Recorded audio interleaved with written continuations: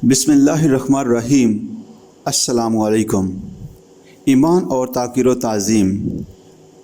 سامعین اکرام، حضور صلی اللہ علیہ وآلہ وسلم پر ایمان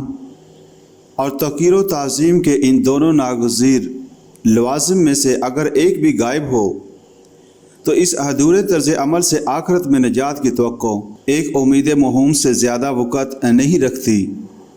اگر نبی اکرم صلی اللہ علیہ وآلہ وسلم پر ایمان کا دعویٰ بھی ہے، اس کے ساتھ ساتھ ہمارے باندھے کی اطاعت بھی ہو رہی ہے، لیکن محبت نہیں ہے، اطاعت میں دلی آمادگی نہیں ہے، یسلمو تسلیما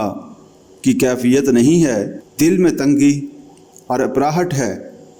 تو اس طرز عمل میں منافقین کے ساتھ ایک مشابہت اور مماثلت پیدا ہو جاتی ہے۔ حضور صلی اللہ علیہ وآلہ وسلم کے دور کے منافقین بھی ایمان لانے کے مدعی تھے، اور وہ آپ صلی اللہ علیہ وآلہ وسلم کی اطاعت بھی کرتے تھے، لیکن یہ ان کی مجبوری تھی۔ وہ معاشرہ آج جیسا تو نہیں تھا کہ مسلمان کہلانے والے اطاعت رسول صلی اللہ علیہ وآلہ وسلم تو درکنار رسول اللہ صلی اللہ علیہ وآلہ وسلم کے احکام کا استہزاء کریں، جنت و دوزخ اور جزا و سزا کا مذاق اڑائیں، ملائکہ اور نزول وحی کے منکر ہوں، سنت رسول صلی اللہ علیہ وآلہ وسلم کے التزام سے انکار کریں، اور اسلام کے نظام زندگی کو آج کے دور کے لیے ناقابل عمل قرار دیں، لیکن پھر بھی مسلمان کہلائیں اور ان کا شمار مسلمانوں میں کیا جائے۔ اس معاشرے کا حال تو یہ تھا کہ جس کسی نے اپنے آپ کو مسلمانوں میں شمار کرانا تھا اور خود کو مسلمان کہلانا تھا، اس کے لیے اللہ کے رسول صلی اللہ علیہ وآلہ وسلم کی اطاعت سے سرتابی ممکن ہی نہیں تھی۔ وہ اس پر مجبور تھا کہ نماز پڑھے، شاعر دین کا احترام کرے اور فرائض دین کی ادائیگی کا اہتمام کرے، اور لہذا منافقین یہ سارے جتن کرتے تھے، بلکہ قسمیں کھا کھا کر حضور صلی اللہ علیہ وآلہ وسلم کو اپنے صادق و مخلص ہونے کا یقین دلاتے تھے، لیکن ان کو جو متاع عزیز حاصل نہیں تھی وہ تھی یقین قلبی،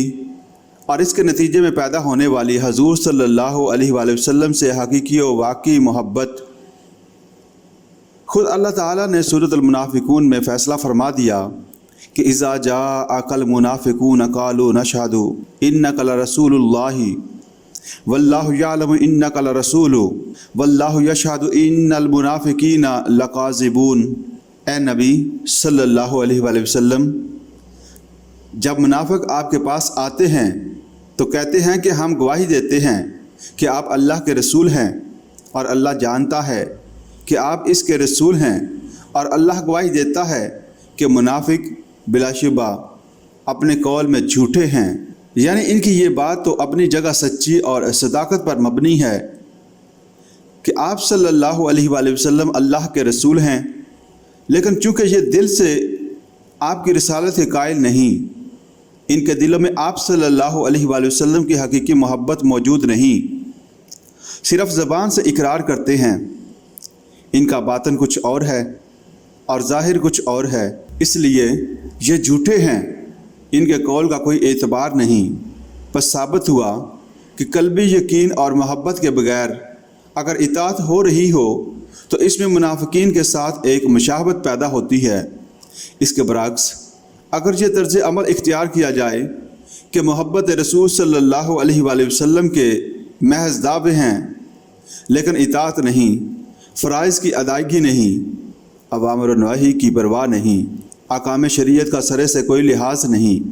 تو یہ طرز عمل سراسر معصیت اور فسق و فجور پر مبنی ہے۔ محبت کا یہ خالی و خولی دعویٰ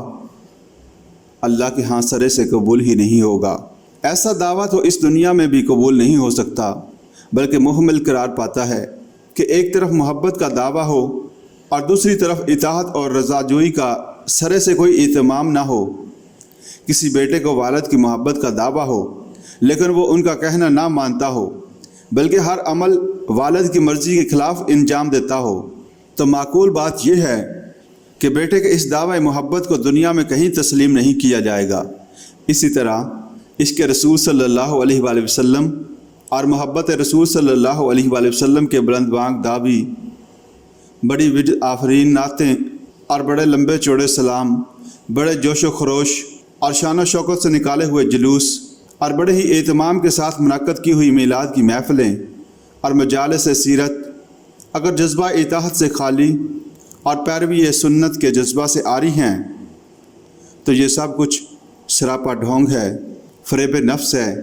اس کی کوئی حقیقت نہیں،